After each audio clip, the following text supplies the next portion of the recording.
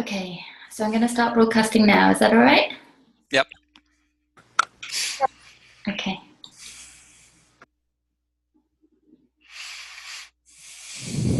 Hello, everybody, and welcome to today's webinar. I'm just going to give it a couple of seconds to enable a few more people to join. So please just stick with us and we'll start in a moment.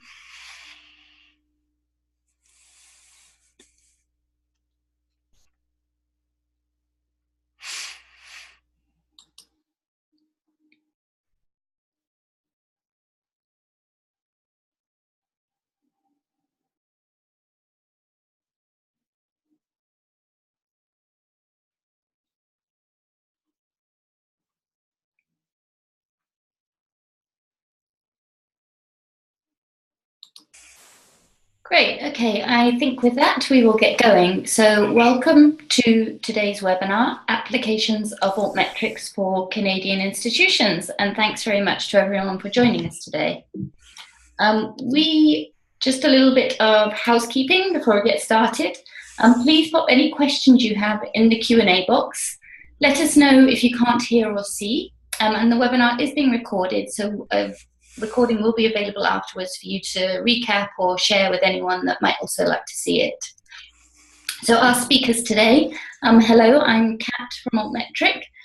Joining me is Martin Kirk, Director of the Office of Research Services at UBC and past President of the Canadian Association of Research Administrators.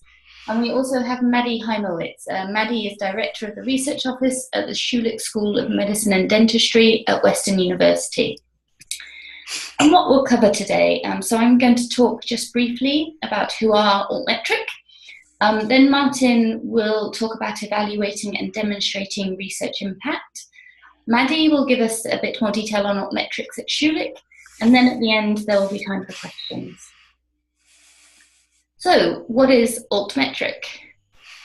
We are a London-based company. We're a portfolio organisation of digital science who invest in several technology startups across the research space. There are about 25 of us, and what we do is collect data about where research outputs, such as books, articles, data sets, anything you can think of really, is shared and discussed online. So when we talk about Altmetrics, what we really mean are indicators of online engagement that complement traditional citation impact metrics and things like downloads, citations between articles, bibliometrics that perhaps you're more familiar with. And the idea behind Altmetrics is that they help you tell that bigger story of who is engaging with your research beyond the traditional scholarly engagement or citations that you might see. So where is it perhaps being used in public policy, for example, or how is it being shared on social media? So when we talk about the data that we capture, it really is very broad. It could be things like discussions on peer review platforms, commentary on Wikipedia, so we track references from several of the different versions of Wikipedia, shares and comments on social media, so Facebook, Twitter, Reddit and other sites, coverage in the mainstream media, so if an article or a book from your institution is picked up in a story by the New York Times or by the BBC, we would pick that up and show it. In blogs, so there are obviously some really influential bloggers out there who are very actively engaging with research in the fields that their expertise lies in, so they can be very influential in determining how visible the research that is being published is. Citations in non-journal sources, so policy documents. So if you're interested to see not just how is your work reaching people beyond the academic sphere, but where is it actually being picked up by policymakers, then Altmetrics can be really helpful for helping you to understand that. And then also engagement on scholarly platforms. So we track highlights from F1000, so where it is recommended on there. For books, we track things like the Open Syllabus Project, so you can see where your books are being used in teaching syllabi around the world.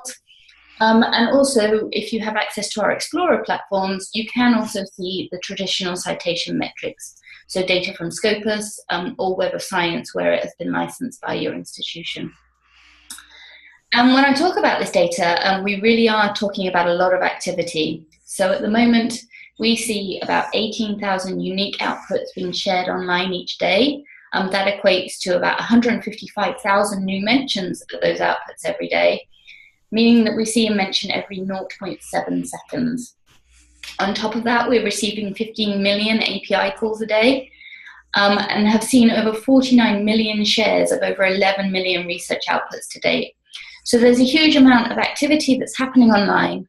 And if you're not looking at Altmetrics, you really are missing this huge part of the picture of how your research is being disseminated and what people are saying about it online.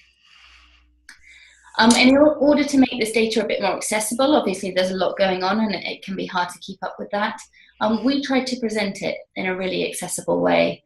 So what we have at the top here is what we call the Altmetric details page. And this is the collated record of attention for each research output. So this one, for example, I think was for an article. You can see a summary of all of the attention down the left-hand side. And then in the tabs along the top, you can click through to read, for example, all of the original news stories, the blogs, the mentions on Twitter. And there are also options to do things like sign up when the item gets new mentions. So if this is your article, you can easily stay up to date on when it's been discussed and by who. And those details pages are accessible in a variety of ways. Many of you may have come across what we call our donut badge on publisher sites or institutional repositories. The screenshot in the middle shows you our Explorer platform. So this is our huge database of all of the attention that we've ever tracked for any item. And if you have the institutional version, you can do things like search by author or department and do more advanced reporting to identify who the key influencers in terms of who is engaging with your research the most, or which channels or which outlets are really profiling it the most as well. And then this image on the right is our API. So you can access all of our data programmatically, which is really useful, for example, if you want to feed it into some other internal reporting system. And we work with a lot of organizations around the world who are interested in understanding how their research is being received and is reaching a broader audience. So many of the world's largest academic publishers, universities in Australia, New Zealand, across Europe, and in the US and Canada as well as some really big funders. So, for example, the Bill and Melinda Gates Foundation, Smithsonian organization, so their museums and their research arm, and many other kind of key stakeholders in the scholarly space who are wanting to get a better understanding of where their research is going once it has been made available publicly. And with that, I am going to hand over to Martin, who will give us a view of the Canadian research landscape. I'm afraid the slides have just frozen slightly, but hopefully I can just flick to his slides now. Here we go. There we go, Martin. All right. Well, thank you, everyone, for being here today. It's a pleasure to beam to you from sunny Vancouver. So UBC's a major Canadian university, $600 million of research every year, and top 40 in the Times Higher Ed and ARWU. So we are keen to know about our impact and keen to demonstrate it in as many ways as we can. And we're very innovative when it comes to looking at new systems and tools. So this is a bit of a take on what we've been up to lately, and particularly with respect to Altmetric. Next slide, please. Okay, so we all know it's all about impact. We need to show impact to our various stakeholders, our taxpayers, our students, our researchers, our competition. It really is all about impact, and the more we can do to demonstrate that impact, the better for all of us. Next slide. All right, so why research metrics? Let's explore some of the reasons that we use research metrics from a university context, and what are the questions we're trying to answer. So, we need to convince stakeholders of our research ROI. $600 million is a lot of money. We need to prove that we're doing something useful with it. Provincially, there's an enormous amount of pressure on all of us to show local and provincial economic development activity. Some of these tools are excellent for helping collaborate and identify which teams you should be working with, who's doing the same type of research, increasing the partnership that you're involved in. I think another thing worth mentioning for Altmetrics is that the traditional bibliometric systems like Insights and SciVal are very good at publication type of data, but that's only one facet. And so Altmetrics is very useful for looking at social sciences and some of the non-STEM type of impacts. And so, UBC, we're trying to get our head around what those look like. HQP, what are individual PIs, principal investigators, what are departments, what are faculties doing in terms of the institutional productivity. A lot of focus on internationalization and growing the internationalization of research, and it's a good thing to be able to identify who you're working with and what the global reach is of your research.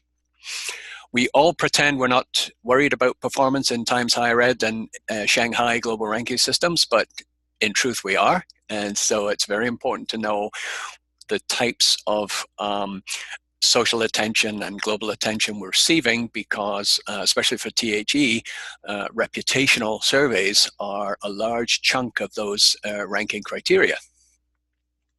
For us in Canada, we have problems like interoperability with the Canadian Common CV. We're all desperately trying to reduce administrative burden. And of course, we need integrated research performance management and reporting, especially for individual and internal purposes like merit and promotion. And the context of this is that our funding agencies are doing more with less, and so the success rates are falling, and we need to be more competitive. And we all know that recent CHR success rates are sort of dipping towards the low teens, and this is causing us great stress, and our researchers great stress. Next slide, please. All right, so the big questions then: economic ROI, societal impact, productivity and impact of specific research cohorts, competitiveness, collaboration, global rankings, and I think those are retrospective and more in terms of foresight. These systems we can use to identify who we should reward for the research excellence, who should we worry about in a retention sense, who could we hire to grow our impact. If we have a cohort and we want to grow critical mass, these systems do a very good job of telling you who's out there publishing and having impact in your strategic theme areas. Of course, who you should cooperate with in the future for biggest bang for the buck, whether you're going to hire them in the future or just collaborate across the oceans. And of course, for us, some of us are members of global research clubs. So UBC is a member of the U21, and we use Altmetrics and other systems to look at how can we strategically align with our cohort within the U21 organization. Next slide. All right, so we've looked at all of the major systems, and just to focus on Altmetric, I'd say on the upside, what we like about it is we look at many different aspects, many different facets of attention, and that's worth a lot to us beyond the usual citation. So mention in policy documents, blogs are important. And I think for us, the traditional bibliometric systems have always done a good job of evaluating impact for the STEM departments and faculties, but not so much for the intermediary ones like business schools, and then certainly not for social science, humanities, and faculties of that ilk. So that's one of the things we like about Altmetric. I'd say another thing that's nice is the donut and the score. One has to be careful how you interpret scores and donuts, but it is a way that has some legitimate value in terms of weighting attention to a specific paper and a specific PI. So it's a good thing, and it adds a new dimension to the quite narrow previous impact metric tool set. Next page. All right, so I'll just mention a couple of different uses that we would use Altmetrics for. I did mention a whole list of institutional big questions that we were trying to answer, but here's a couple. So here's one that we would use to look at what a competition's up to in a space that we're very active in. So here we're looking at search, and we're looking at what's Stanford up to in the leukemia space. And so this gives us an idea of what the key papers are in our space and who are writing these papers and what sort of social attention have they received, social media attention, compared to our own PIs and publications. So this is all about competition and maybe in the future collaboration. Next slide. And this is what it looks like in terms of, again, using the same search. This is Stanford. This is over a 1-year period, and you can see the different types of attention that Stanford in leukemia space has received in the different various media channels. So 877 news mentions, 6 policy mentions, 2704 Twitter mentions. This is a very nice temporal evaluation of what the competition has been doing. And of course, what you can do here is pick key publication dates of those individual papers we were looking at in the last slide, and then do a certain amount of research. But it's a very comprehensive and useful picture of what the competition's up to in a space that's very important for us. Next slide. All right, another thing that's important is, who's using your research and who's using our competition's research. So again, this is a third look at Stanford in leukemia. This is where the uptake for the various publication and social media attention is coming from. Obviously North America, UK, Europe, Australia, India. Interesting. But certainly, again, very useful for identifying potential collaborations and certainly demonstrating global impact. Next slide. This is now focusing in on an individual UBC PI. Mark O'Mara is one of our top cancer specialists, and this is a particular publication. And again, what we're doing here is we're looking at the impact of an individual PI on individual publication. So again, tells you all sorts of useful things in the different media channels where this publication has received global attention. It's got a fair amount of quantitative aspects as well as qualitative. And again, it gives a balanced look at what Marco's up to and what his impact is, and what his global reach is. And it also gives you a sense of quality. It also tells you about what sort of percentile this is in similar types of publications, and that can be useful as well. Okay, next slide. Next one. Okay, so here again, this is the Mark O'Mara, the specific pre-leukemic hemopoietic stem cells, and this is the global reach of this particular publication. Again, we can see that North America and the UK and Ireland seem to be the prime uptakers. And again, it gives you a balanced view of what the different impact through the different channels has been. Next slide. All right, so my 10 minutes is up. And so just in conclusion, I'll say a few things. That one thing we have to do as a university system is we need to have a very nuanced multi-key performance indicator and impact tool approach. One tool doesn't do it. One key KPI doesn't do it. We need a nuanced approach to really tell us something useful. So I'd say that's the most important conclusion. You do need multiple tools. Some people say, well, we have SciVal, we're good. I don't think that's the answer. The current tools are good, but they need to be better. We need more flexibility, better integration, more scope of metrics. And I think this is very much a developing science. Altmetric has filled a very important hole in that offering of tools, but there's more work to be done. We also need clean, comprehensive data sets. Some of the data sets are not comprehensive, and it always makes researchers very upset when their particular research doesn't feature largely in the media uptake or the policy mentions. Bottom line, we need to transform institutional use of Altmetric and the other tools from interesting, which I'd say at the moment is a status, to mission critical. All right. Thank you very much, Martin. That was really interesting. We've had a question come in, but I'll just wait until the end and we'll do them all together. I'm now going to hand over to Maddie. Maddie, let me just get your slides up. Here you go. Okay, thank you, Kat. Next slide. We implemented Altmetric about 2 years ago as a pilot project within the research office of the Schulich School of Medicine and Dentistry.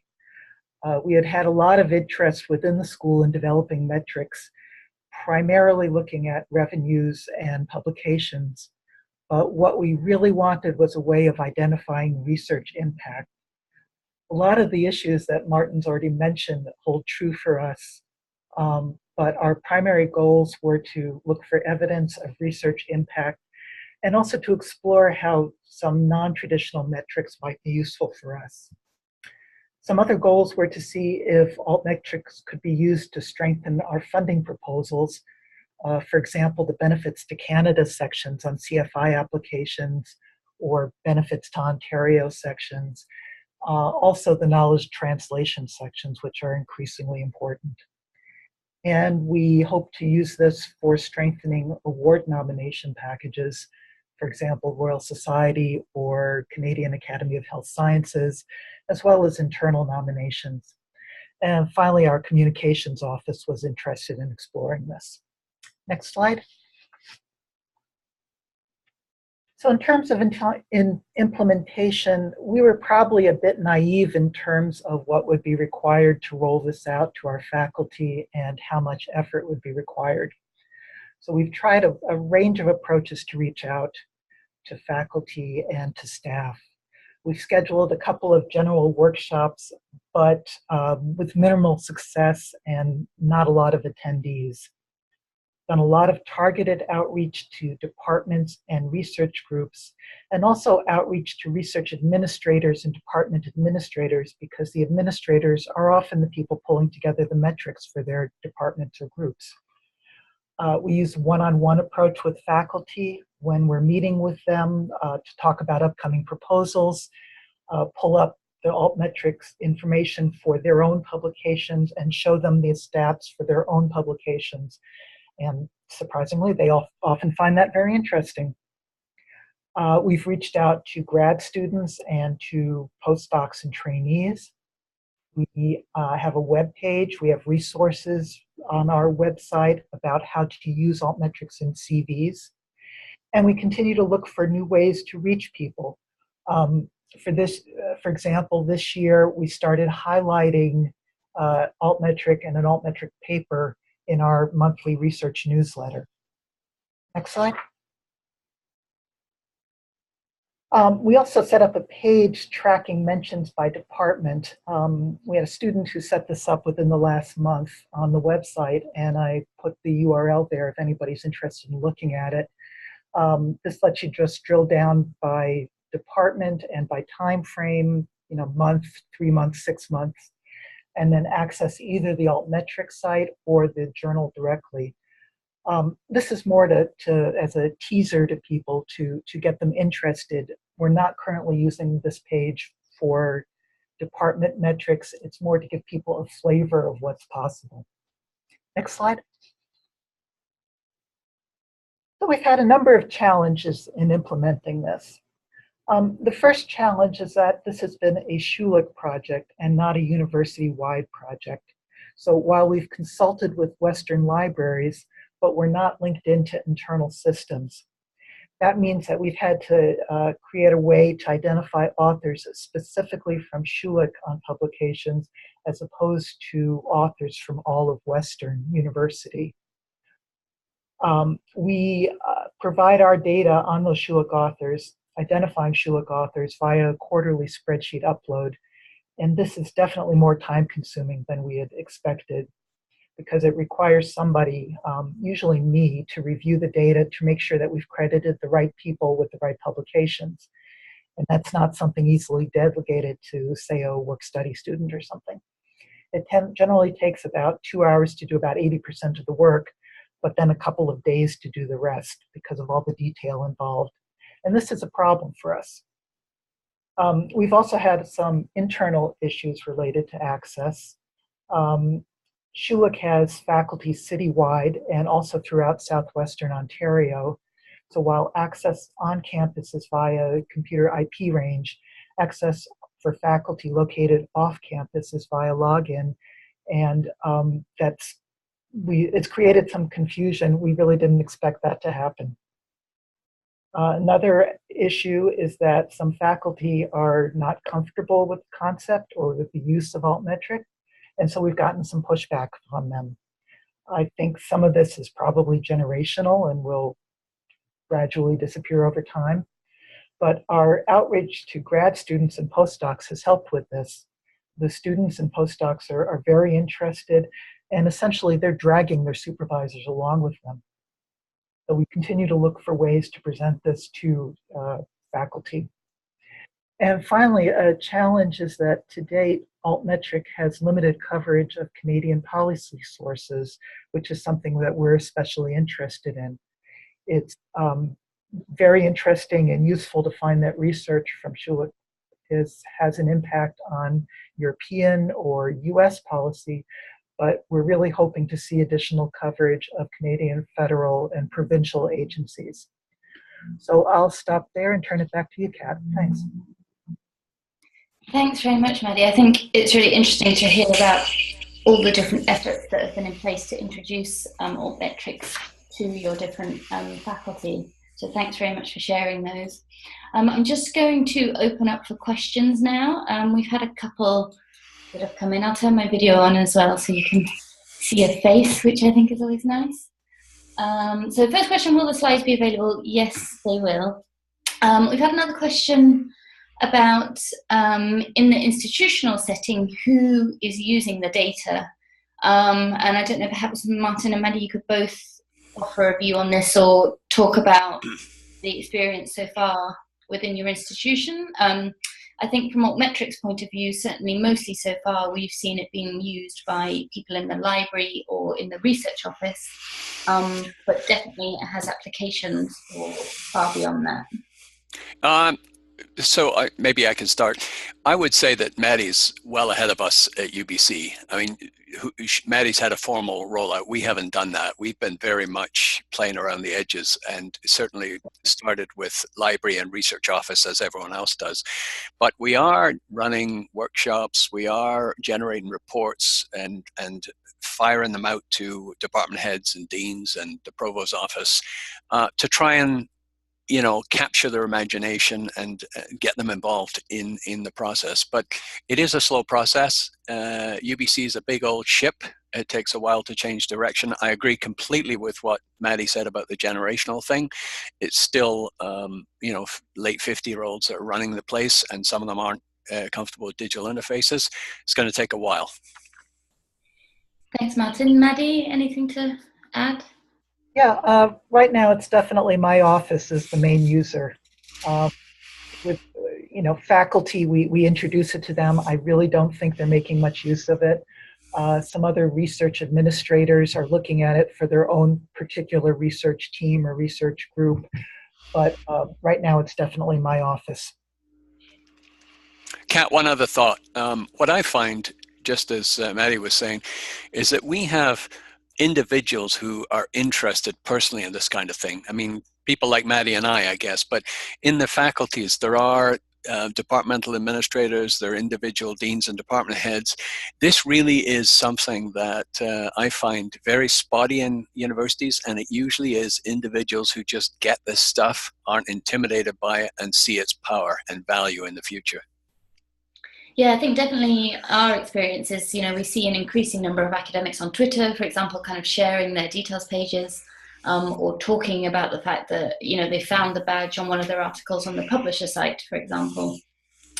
We've actually just added some functionality to the Explorer, which Maddie, I hope you in particular might find useful, that enables you to create reports based on your search results, but then share them publicly. So they can either be shared via a public URL or saved as a PDF or printed out. So if you want to kind of showcase the attention that either an item or a set of research outputs has received to someone who doesn't have Explorer access, That's a really nice way to do that. Or even if you just want a nice PDF report, for example, to send to a department head to kind of make them a bit more aware of this data and how it might be useful for them to kind of keep tabs of what is going on with their research. We just had one other question come in. Maddie, you mentioned that you were using or planning to use the data in communications. Is that work that your office is doing? Or is it something that a separate kind of research communications office is doing? That's something that Schulich Communications Office is doing. I know they're getting a weekly feed on new items. I think, I'm not really sure what they're doing with it, frankly. But that is the communications office. Okay, interesting. And Martin, at UBC, how have people received the data that you've shared with them about how the research is, or where it's being picked up in these non-traditional channels? Well, first of all, as you know, a big university is full of different types of personality. So I would say there's about 3 different responses. One is that, a typical kind of social science deeply questioning of data and saying, well, this is all fine and nice and we can see some value, but, we have concerns about X, Y, Z, right? So it's a kind of the useful but cynical, I would say. There are people like all of us who are deeply interested in this and see that it is going to be a significant feature of our future ability to demonstrate impact. And I'll call them the early adopters, the people that, kind of get the importance of this. And then the third group are ones that just are people that really don't like metrics in general. They think a university is about, something much deeper and more important than measuring impact. And so they're highly skeptical of any qualitative or quantitative attempt to, evaluate research. And those are 3 typical. So like Maddie, I would say my overall feeling has been a little bit disappointing, but it's a slow process. And I think this is going to be it's going to be small chunks. It's going to take a long time to get there. But, and there are these 3 different personalities and responses. Yeah, and I think there's something really important in what you said there. I mean, certainly we would never, ever say like the score alone could enable you to fully assess the impact of an article or even the attention it's received. The score and the donut visualization are really designed to be an indicator of the volume of attention and the sources that it has come from. So we would certainly never suggest that they alone should be used to understand why that attention has come. I mean, it might be that the author's made a mistake or there's been a lot of contention around the article, so people have been sharing it, but essentially it's not necessarily for a positive reason. So it's always really important to dig deeper into that contextual data to get a good understanding of why that attention is there. Maddie, you mentioned that your institution is perhaps starting to use the data for award nominations. Have you had any feedback from the review committees, I suppose, for those awards on what they thought of the inclusion of that data? We haven't had feedback from award review committees. I can give an example of how we've used it. There was an award nomination, and we looked up this person and discovered that some of their publications had been incorporated into syllabuses at other universities, which demonstrated the impact that they were having on teaching of new students. And so we worked that got worked into the award nomination package. And it wasn't something that the person was aware of. I can just follow up a little bit on your last response to the last question. It's really, it's so easy for people to get fixated on what the number in the donut is. And if you have faculty who are quantitative, they're very fixated, they're numbers oriented, you have to work to get them to stop looking at the number itself and start looking at what it means and some of the data behind it, not just immediately jump to the number. Yeah, I think the number has its uses in that if you're looking at a large set of outputs, it can help you quickly see which ones have the most attention or where there might be a story worth exploring further.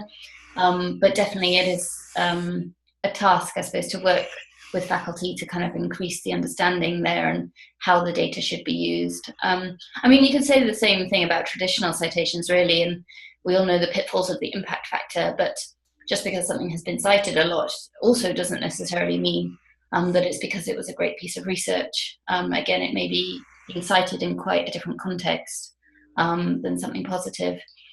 We've had a couple of questions about the visuals and how they are dominantly numeric, and how could Altmetric provide a qualitative aspect. So what we've really added into the Explorer recently, I'll just show you actually, hopefully you can all see my screen still. If I just log in to the Explorer quickly for you. There we go, all set up, nice. So this is the interface. You can do your search in here. You can see all of the data. If I just look, let's say anything mentioned in the last day and run that search. So obviously you can click on these donuts to access the individual details pages for the items. But in this Analyze Results section, what we've really tried to do is not just show like this timeline of attention, but actually enable you to dig down into the mentions. So if you want to see, for example, mentions just from the New York Times, you can now search by the name of the outlet to see that. So you can start to see if there's an outlet you particularly care about, is my research being picked up by them? You can do the same for any policy source. So if you want to know if your research is being read by the relevant policymakers, you can do that. And you can now export these mentions. So you can do further analysis in Excel to start to see, okay, who are our biggest influencers? Who is engaging with our research the most? Do we want to either look to hire them or to collaborate with them in some way? You can also use information like found on the journals tab here to see how the attention compares between journals. So if you're making collection development decisions or anything like that, you can export this data too and see, okay, so Nature articles from my institution have received, you know, this much news coverage, this many post-publication peer reviews, for example.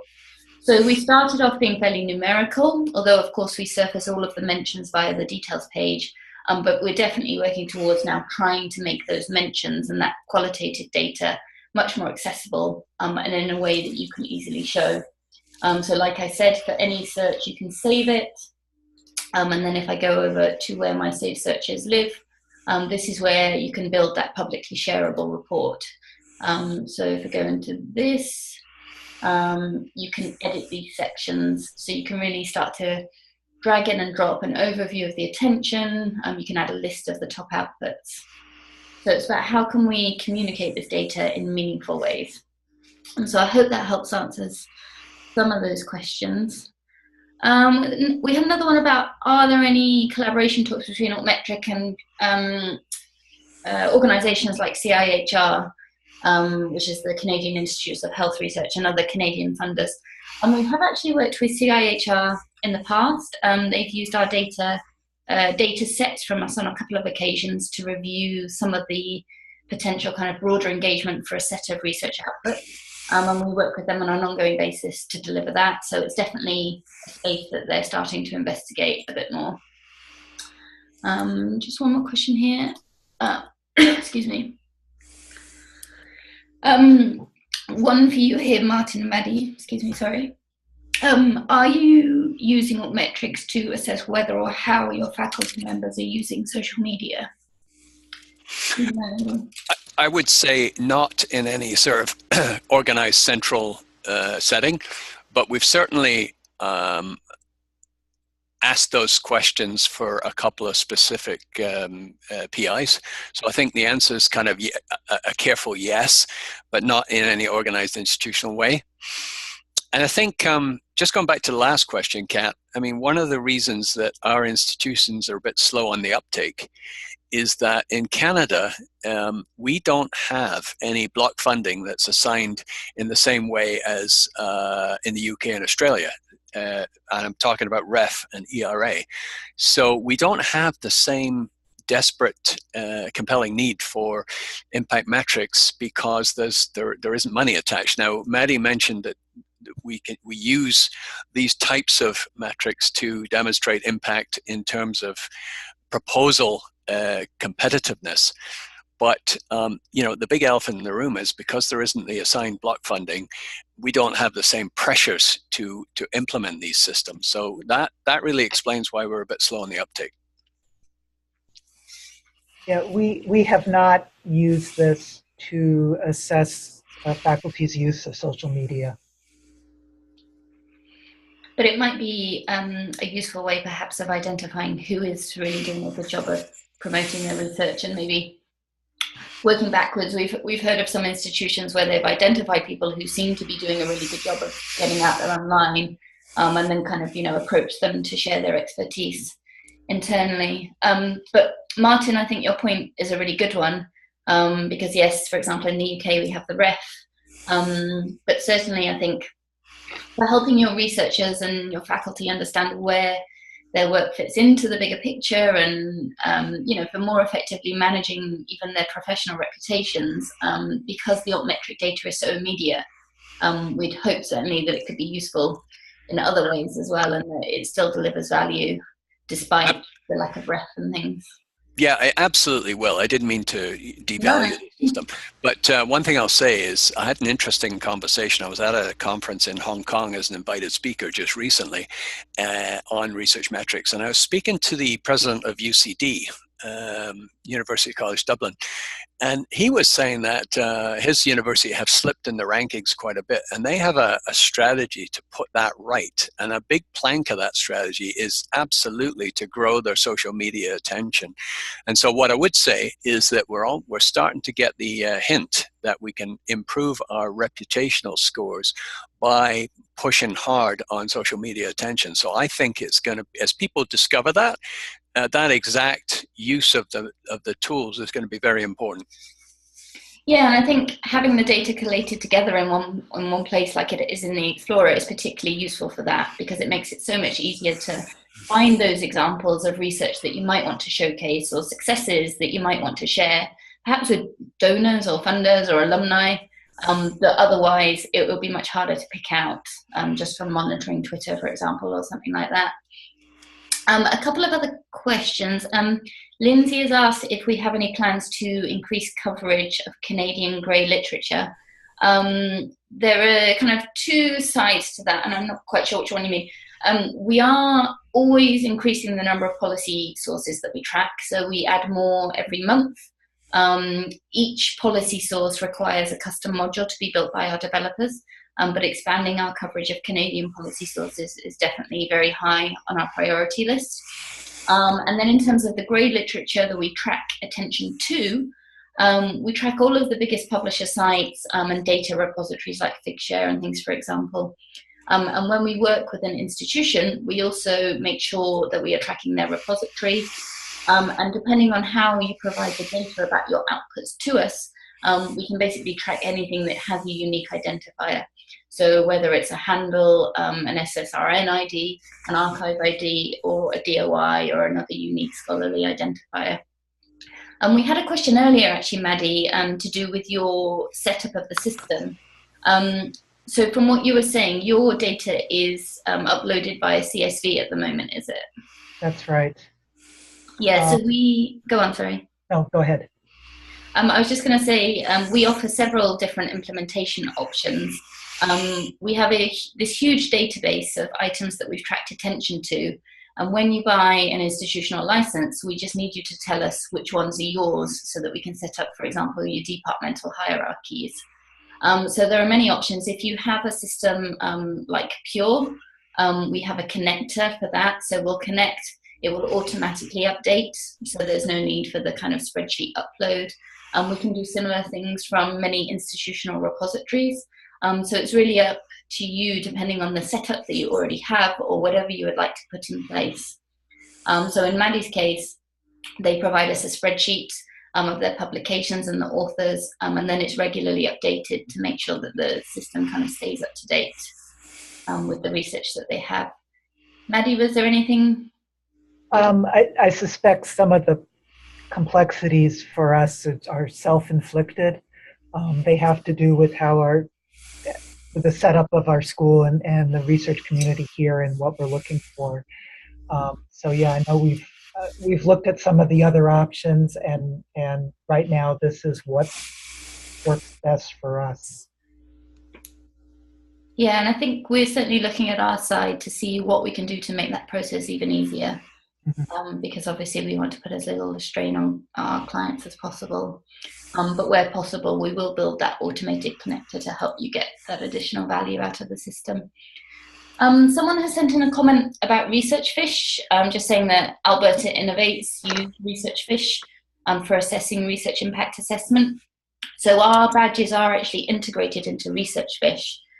So if you're a funder using that platform or some other kind of research charity, you'll probably come across our badges in there. And they added them in because, again, they wanted to really deliver that alternative view of kind of broader engagement to their users alongside the other data that is captured in there. Kat, just a comment. It's great that you're talking to CHR, but the funder who would benefit the most from your system, obviously, is probably Shirk. And I wondered if you talked to Shirk because, they would show up. Of course, they always struggle with traditional tools because they don't show up as well as they'd like to. But, our prime federal funder for social science, humanities, and fine arts would certainly be I would have thought, the prime target. Have you talked to them, and what sort of response have you had? We haven't talked to them that I know of, actually, so that is a very good question. I will follow up with the rest of the team because someone else may well have done. Yeah, well, let me know if you need an intro, because I spent Friday afternoon with their leadership, and metrics is definitely a topic that our governance committee was talking about. Oh, interesting. Thank you. Yeah, we definitely like to talk to them if we haven't already. So thanks for that. Okay, I don't think there are any more questions for today. Maddie or Martin, was there anything else you wanted to add? I was just going to say, if anyone's interested in connecting directly, then I'm happy to, share more about the experience we've had using these different systems. Sure, and if people have questions, they're welcome to contact me. Lovely. Okay, thanks very much. I'm just going to add one last little thing at the end, because you've been such a lovely audience. Thank you. Just to say, we have the Altmetrics conference, which we jointly organise with several other organisations, including people from Elsevier, Crossref Plus. And this year it's being held in Toronto on the 26th to the 29th of September. There are still a few tickets left, and it's pretty cheap to come. I think it works out to under 200 Canadian dollars.